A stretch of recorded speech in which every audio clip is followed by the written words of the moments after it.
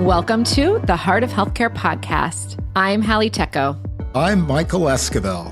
And I'm Steve Kraus. And every Monday, we bring you the latest in healthcare innovation as we sit down with entrepreneurs and industry experts. So buckle up and join us as we figure out how to improve healthcare for all.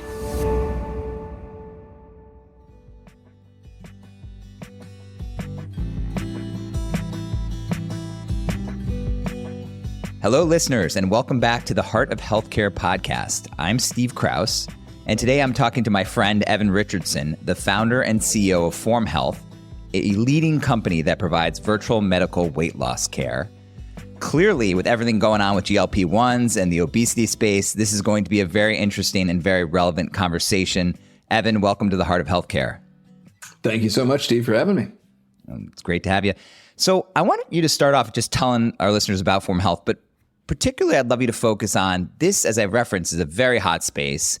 There's lots of competition, companies getting into the space, given everything that's going on with obesity care and specifically GLP-1s. I'm curious, when you talk about Form Health, how do you differentiate it from company XYZ and ABC that are out there? That's a great question. So, Form, as you mentioned, is sort of broadly in this weight care space. We've been around for a little over 5 years now, and so we really predate the birth of awareness, at least in most patients' minds, of GLP-1s as a category or GLP-GIPs as a category. And what's interesting, I think, for us and the way that we really talk about ourselves and think of ourselves as being pretty darn differentiated in the space is, at the end of the day, we're not about prescribing. We are about treating obesity for patients, about driving outstanding outcomes. And we do that in a holistic mode. That is, every patient works with a subspecialist physician. Every patient works with a dietitian that's focused on weight loss. That team, that doctor-dietitian team, really treat the whole patient. What are the comorbidities that the patient has that may be obesogenic? What are the medications that a patient is on that are causing weight gain?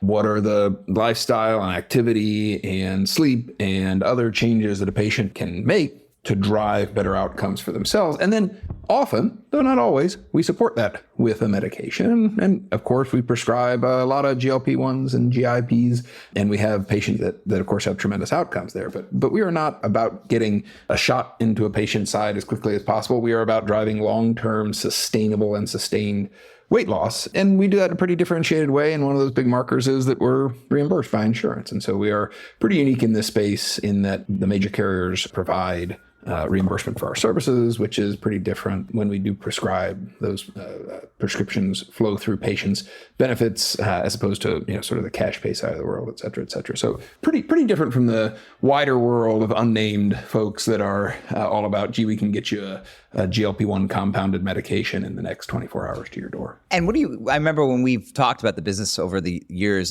I was struck by you do prescribe, but a large percent of your patients actually aren't on a drug or on a lower cost drug. Maybe you can share some of that data, because I thought it was really interesting that, I think everybody assumes, you're all about GLP-1s, but I think your data actually shows that you're much more than that. And sometimes not even that, you prescribe lower cost drugs that actually have pretty similar outcomes, if I remember. It starts with a focus on the patient, on what is their specific health need, and what is it for this patient that is going to drive high impact long-term outcomes. That means that 10 to 20% of our patients are not on any medications because there's other interventions that are higher impact for them. That may change over time as they move through their weight loss journey. But interventions like exercise, better diet, or for a lot of patients, treatment of existing comorbidities, right? There's a number of coexisting conditions that drive significant weight gain, things like sleep apnea or hypothyroid or PCOS, and often treating those comorbidities in a weight conscious way will drive a pretty fundamental change in that patient's underlying metabolism. There are many medications that cause significant weight gain, right? Some pretty common medications like Prozac cause some pretty significant weight gain when patients take them. And we work with patients and their existing care team to help transition those patients from medications that may be causing weight gain to medications that don't cause weight gain. And when you combine those things for a patient, then oftentimes you can achieve some pretty material changes in their weight and in their overall health without necessarily needing to resort to medication, at least, sort of at the beginning of that trajectory for a patient. And over time, again, a patient may see their metabolic needs change. We have a number of patients that are on low-cost medication. About 40% of our patients are on Like, what's an example of that, Evan? Metformin might be a great example of that, which, for a lot of patients in the wider world may not drive significant weight loss, but for patients that are involved in a comprehensive care model, like Form's care model, where, again, we're treating comorbidities, we're moving patients off of obesogenic medications, we're having significant and high-intensity lifestyle intervention.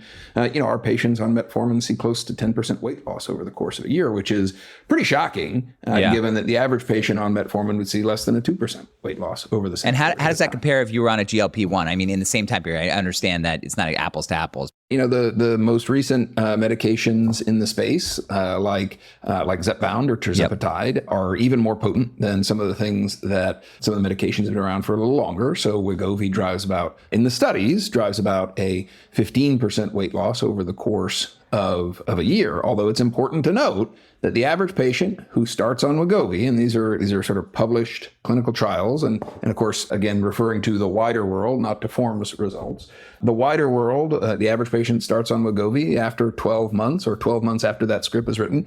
On average, they've lost about 4.4% of their body weight. So pretty different than the study results. Form patients lose 15% plus of their body weight on that same medication. So you're not wrong in that, the average patient that gets a script for some GLP-1s can lose a lot less than that 9 or 10% that we're seeing on a metformin. How do you compare the cost of those two? Just the put aside the Form, Sure. Because obviously metformin alone, as you said, is a lot less effective. Metformin with Form. So how do we compare just the cost of metformin and GLP-1s as we think about, you referenced insurers or some of your customers, like they care about, like this is an issue facing society. Like how do we think about the relative costs? Yeah, absolutely. Metformin is a low-cost generic. It's been around for years and years, and a patient can find it for $5 to $10 per month, depending on sort of how they access their low-cost generics. The sticker price for something like a Wegovy is north of $1,000, and of course, every patient has coverage, right? And so many patients can access those GLP-1s for less of a sticker price or less of a out-of-pocket cost. But yeah, that retail price is very, very substantial. And where do you guys go from here at Form? I think what's exciting about our space generally is it's evolving fast, and patients are really starting to gain pretty robust awareness of not just the fact that there is care available for obesity, which when we started the business 5 years ago, the notion that a doctor can provide care that helps to drive long-term sustainable weight loss for patients was kind of crazy for a lot of patients, right? And there are a lot of folks that are making big inroads in the space. I think what's changing now about the space is, the impact that compounders have had. And I think it'll be very, very interesting to see how that space evolves. I think that there has been a very interesting window for compounding. If you had a compounding pharmacy and if you were able to sort of be active in this space, this has been a little bit of a really interesting 24 months where because of some of the FDA rules, you were able to access a market that generally I think people wouldn't expect could be accessed. I think that's probably changing. I think that, there's certainly an understanding from patients that not all medications are FDA approved medications, that getting something from a compounder is different than getting something from CVS. Yeah. I want to stick on that because you brought up the topic, and it's it's been a gold rush in some ways. And you referenced this regulatory FDA exclusion that basically, I believe, correct me if I'm wrong, there's a shortage of the branded drugs, which allowed compounders to basically get into the business of selling compounded formulations of these drugs. Simply put, you're at a really interesting intersection because Form is also a partner of, I believe, Lilly Direct. You were one of the first partners. We have a relationship with them. That's right. Yep. Yes, you have a relationship with them, and Lilly obviously is one of the major beneficiaries of this gold rush, if you will, in that they own one of the drugs here, and yet, they have a shortage, which has allowed these compounders and companies like Hims and Rose and many others will get in the space. How does this play out? Because there's several different scenarios that you could see happening here. I mean, clearly the supply chain issue has to be solved by the manufacturers, but how do you think it plays out, once that's solved? I think that you are right that the supply chain issue over the medium term has to be solved by the manufacturers. And I think, Lilly has announced that their medication is no longer in shortage. I think that we are still pending the sort of final FDA status change there, but I think that will happen pretty quickly. I think that's a big step for patient access because, as you point out, the shortage has allowed folks on the compounding side, has allowed compounding pharmacies to raise their hand and say, well, we've got something pretty much just as good. And the reality is most of these folks are providing a different molecule, something called semaglutide sulfate, as opposed to the base molecule semaglutide, which has not been studied, which has no guarantees around purity, which in some cases, the sort of auto-injectors or the syringes that are sent to patients' home have been found not to even include that molecule at all, et cetera, et cetera. And so, I think that this has been a really odd time. Patients in the U.S. have an expectation that when a medication is marketed as FDA approved, when a medication is allowed to be sold to the consumer, that medication passes certain quality checks, that medication has the molecule that the patient sort of believes is there or that the physician has written the script for, and that medication has been approved by the FDA. And we've been in this weird time for the last couple of years where, because of the shortages, the FDA has allowed these compounders to keep selling something into the market that is pretty different than I think what patients actually think that they're getting, right? Patients typically are clicking on an ad that uses a brand name like Ozempic and ultimately are sent something that is not manufactured by Novo Nordisk, that is not the same molecule that's in Ozempic, and then they're injecting that into themselves at home. This is a weird thing, right? Like if you had said to me 4 years ago, hey, patients are going to fill out a 5-question online survey, a box will arrive at their home, and they will inject something into their body, I think, you and I probably would have said, that's crazy, right? But that's exactly where we are. I think that the exact sort of mode around sort of how this compounding exception ends for GLPs is still a little bit over the horizon. That is hard to see. I think that it probably has something to do with a combination of ending shortages for those medications and then a broader consumer awareness of the dangers of compounded medications. Yeah, and these dangers are real, right? Australia made compounded GLP-1s for weight loss illegal. Oh, really? Because of all of the health outcomes that their patients had seen. Yeah, it feels like this compounding pharmacy. First of all, there's plenty of really good compounding pharmacies out there. They have a very important place in our. A very important. I think you'd agree with it in our healthcare ecosystem. But it feels like this is almost like and this is not Form Health, and it's probably not some others, but it feels like this has a risk of being like a cerebral done type of story, which was in the ADHD space, right? For weight loss. And this gold rush is like really placed compounding pharmacies in the spotlight. Like I could see a Wall Street Journal similar type article that took down the old ADHD stimulant businesses where they weren't right. And so that's the risk here. Well, so I think that for those that are spending time writing compounding scripts, and for clarity, Form has not written a script for compounded medications, right. But I think that you've probably got the right of it. That is the biggest change that will probably happen to make quick action from FDA is some real exposure for some of the less good actors in the space. The other path I see on this front, in addition to probably scrutiny from a really, strong journalist, which probably will happen, is, these drugs have been the golden goose for Lilly and Novo. Like, on the one hand, kudos to them for like really having true impact on human health, right? Amazing. Yet you sit there and you're like, holy cow, how'd they mess this up on the supply chain side? Because they must have left. By the way, Lilly just printed, I believe it was Lilly printed their earnings, and it was like exceptional how much profit these drugs have created. But you can also say they left like billions of dollars on the field. So my guess is once they solve the shortage, this is going to go to court. Like, they aren't going to let these actors persist. That's the other way this could play out, is my guess, because why would they? Like, they're minting money on these things. Yeah, and I think this is probably a little bit of a counterbalance for why you haven't seen as much action from FDA. That is, it could be perceived as, oh, you're protecting big pharma, right? The reality is this is a patient safety issue more than anything else. I do think that demand in the space has been far in excess of what anybody would have guessed, for right? sure. You had a GLP-1 in the space, Saxenda liraglutide, that was out in the world and drove weight loss, and it had been there for years, and nobody used it. Right. And, the cost benefit just was not there. And, I think as Ozempic and Wegovy became more broadly understood by patients, there was an appetite for access that had just never been seen before. And so I think, you're right. I think that was something that a lot of folks in the space missed. And it has, as a result, been the gap that has been created has been filled by compounders. And I think, just to come back, you are 100% correct. Compounding pharmacies fill a really important space in our medical care delivery world, right? There's a lot of medications that don't come in formats that patients can effectively consume. Think about a small child that needs to take an antibiotic that comes in pill form and, they can't swallow a pill, right? That's what compounders exist for. But I think what we are seeing now is a very, very different role than has ever been filled by these compounders before. And I think that's why you're seeing a lot of them involved in liquidity transactions right now, right? I think they know, too, that this is short-lived. And to your point, in defense of the supply chain or strategic planning folks at Lilly and Novo, I don't think anybody imagined that these drugs, I think it was a Goldman report, showed if taken by everybody who's eligible, would actually increase U.S. GDP by one absolute percentage point, which is like a 25 percentage point in GDP growth. No one forecasted that, right? So I'm curious, to go to some of those companies, we talked about how you're working with Lilly. We're actually thinking about direct to consumer.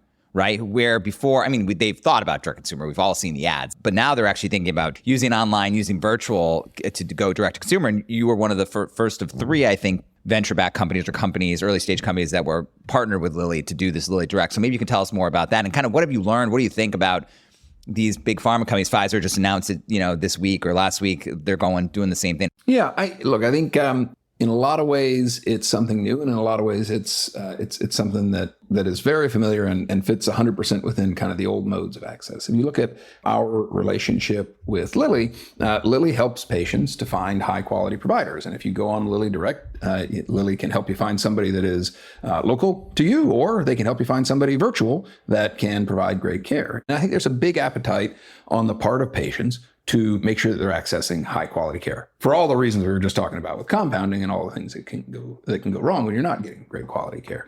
How does society afford these drugs? I think it's a good question. So as we talked about, some of the sticker prices can be pretty high. Of course, there is a role that's played by PBMs and pharmacy benefits managers that help to drive discounts for the large buyers, usually employers, that help to sort of make those medications more cost effective. And so I do think that though there's a sticker price that is pretty high, I think that is often a different price than is paid by the end consumer, by the payer, the employer. Well, just on that note, I want to come back to the question, but what percentage of employers because you are selling to payers and self-insured employers, what percent actually today that you've seen or industry studies, what percent of employers actually now cover some form of these drugs? Yeah, some of the best data I've seen says that it's about 45% this year. And it seems to be evolving, although I will say what coverage means can be a little bit different, right? And so it depends on the survey. Sometimes folks will say, okay, well, covering GLP-1s, does that include covering for diabetes? Well, that's a very different number. Does that include covering just for obesity? It seems like it's about 40-ish% of employers that are covering. That's pretty different from where it was 2 or 3 years ago when it was about 20%. So it seems like it's growing and expanding pretty rapidly. But you don't think these drugs bankrupt our country? No. Look, I think at the end of the day, we have to make sure that we're focused on, again, patient outcomes, right? And when patients are healthier, and that's really what we're focused on at Form, right? When patients are healthier, they're able to be more contributory, whether they're at work, they are able to be more contributory sort of in broad society, et cetera. And so I think, over the medium term, and look, there's a supply demand imbalance now. There's a couple of providers, pharmacy companies that are in the space today. That number's probably changing over time, right? But I think as you see more broad adoption of these medications, I think as you see more medications that are appropriate for different kinds of patients over time, I think that, what we will see is more patients being able to access high quality care, and that may drive more total cost of care over time. But, I think that at a societal level, that also drives a more productive society, a longer lived society, a society that has substantially lower costs when it comes to comorbidities of obesity, because of course, obesity is not just a BMI issue, right? Obesity directly causes diabetes and orthopedic issues and cancer and all sorts of stuff, right? And so there's a lot of knock-on causes that are driven by obesity. What's the status of generics in this space? Well, I think the most impactful medications today are fairly recent to market, right? So I think Wegovy is about 3 years old. Zepbound has only been on the market for about a year. And so we got a little ways to go for some of those big ones, but there are other medications like liraglutide that have been around. And Teva actually has a generic that is coming in the very near term there. And so I think, we're going to start to see some of these, but I do think that the ones that are going to be generic first, are the ones that are going to make it to the generic market first, are going to be, of course, the older medications that have been around for a longer period of time. And those are not as effective for most patients. Okay. So you don't think generics in the near term is a tipping point here for driving down cost? No, I think that the thing that is driving more coverage from employers is a recognition that obesity isn't a choice, that it is a disease that has been recognized by the AMA and by the FDA for a long time now, and effective treatment, high quality treatment that doesn't always include a GLP, but may for the right patients, that's what's going to drive sort of broader adoption, right? And yet, in order to try to change these chronic conditions and the comorbidities, you have to have adherence and persistence. And the data around these drugs and adherence and persistence is mixed. It's okay. I mean, that's at least my interpretation. I think I see somewhere between 40% and 60%. So I'm curious, how do you think about that? Like, how do you change that actually, more importantly? Hugely important. The data is really clear. Patients who discontinue utilization of GLP-GIPs will, within about 6 months regain all of their weight. And that is true for 95% plus of patients that see results on this category of medication.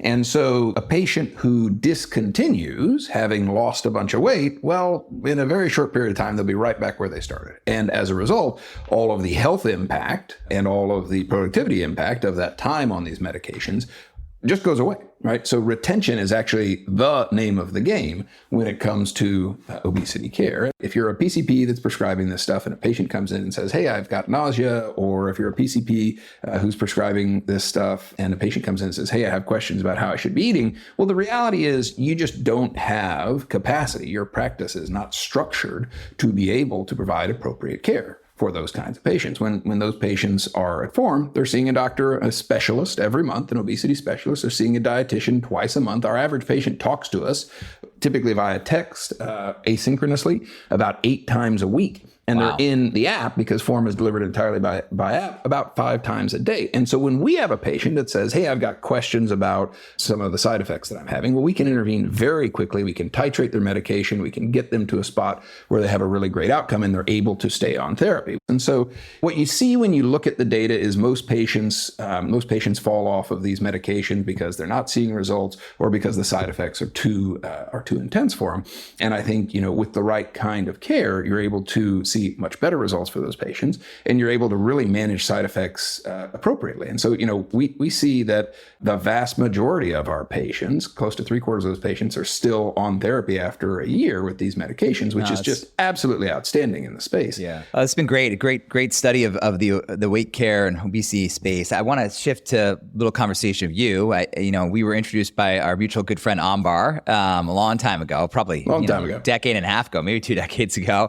And so you've been in this space a long time. You were an early employee at Castlight, I believe, and then Grand Rounds. I'm part of the executive team there that's now called Included Health. I'm curious, a lot of our listeners are entrepreneurs.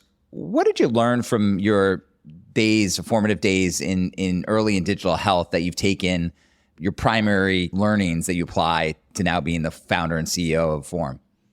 I think there's a ton of stuff. And so one of the pieces of guidance that I give to folks who are very eager to start a company, as I was coming out of graduate school, is don't.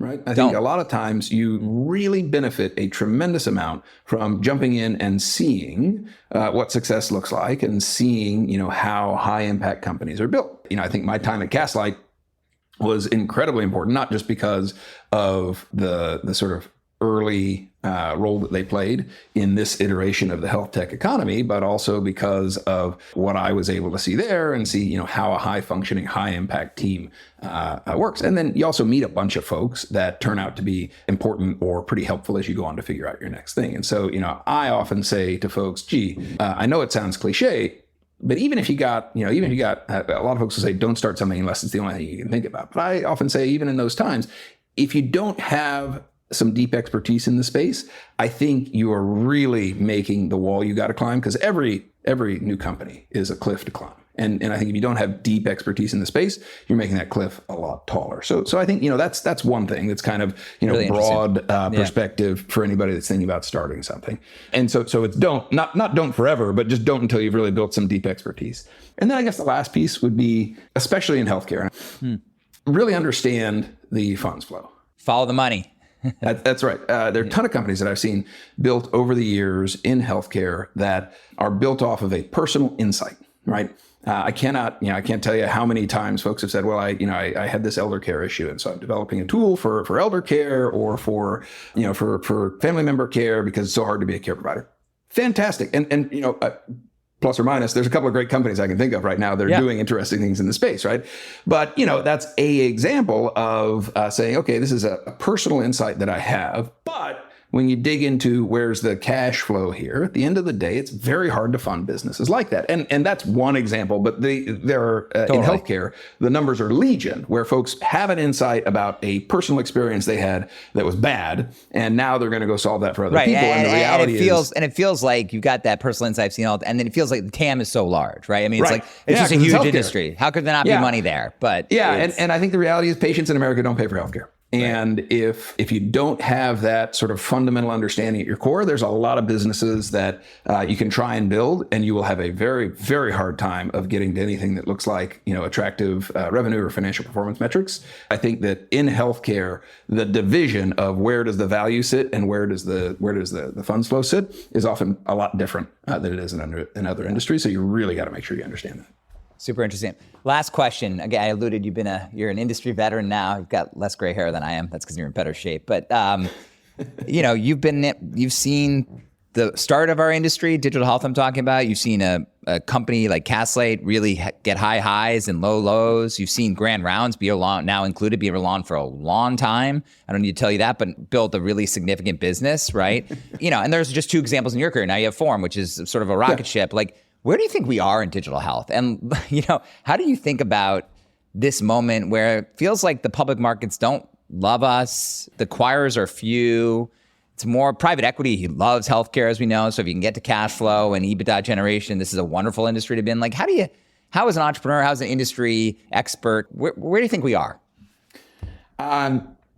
Well, we're at an interesting part of the cycle. I think it is definitely the case. You called it out that right now the public markets for a lot of companies that are sort of in broader health tech and smaller companies in healthcare, especially companies that are still burning capital, really, really not a fan of what we're doing or sort of the road that lies ahead. It's pretty different though than the way the markets thought about us, 3 years ago, right? When we were in the midst of COVID and the world was changing so rapidly.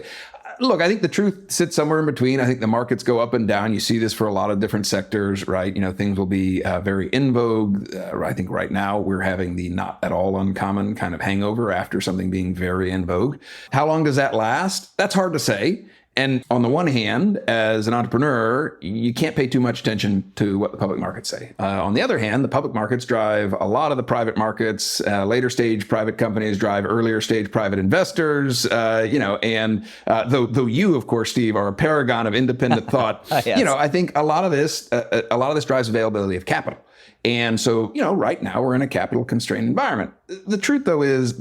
And again, I know it sounds like a cliche, but you just see it in cycle after cycle after cycle. Some of the best companies are really made during these times of capital constraint because it forces you to be very thoughtful about the economic model that you build as a business, about the care model that you build for your patients, and it forces you to really develop something that's going to last over the long term. And so.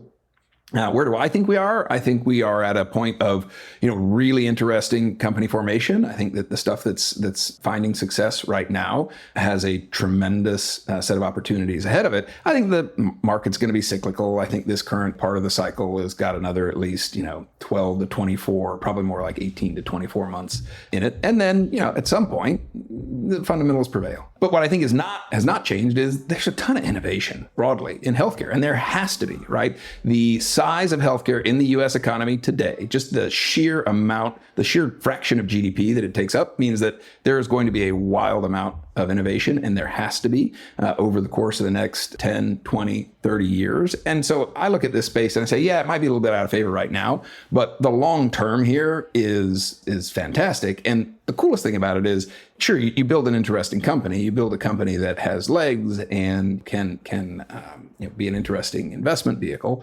But even when things are challenging, even when times are tough, you're still impacting people in a tremendously positive way. No, that's what motivates me too. And to your point, I mean, think about 5 years ago, I don't think anybody in America, other than people who were deeply in the space, would ever thought that there would be a drug that could create such dramatic changes in weight loss. And right, if taken by the eligible population, would again move the GDP by 1%. I mean, think about like the impact of that alone. And there's many, many more innovations in oncology, in our own space, in digital care, right? Just the amount of people who are able to access care through virtual, it's pretty amazing. So I do think that for me too, even in like these times where you're like, oh my gosh, where are the exits? It is motivating to think like the innovation throughout our economy is cool. That's what makes our country and the space that you and I are in so interesting. But the innovation to change human health is like super rewarding.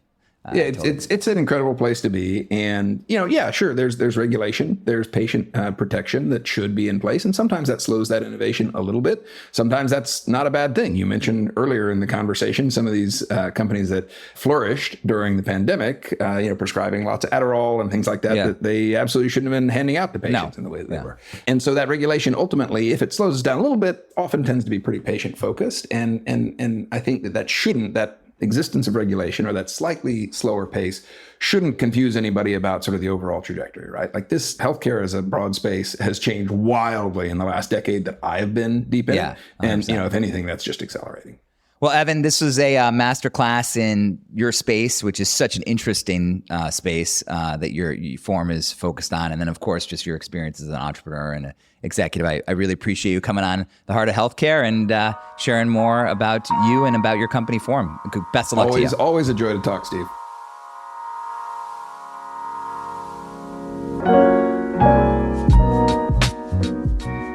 Thanks for listening to The Heart of Healthcare.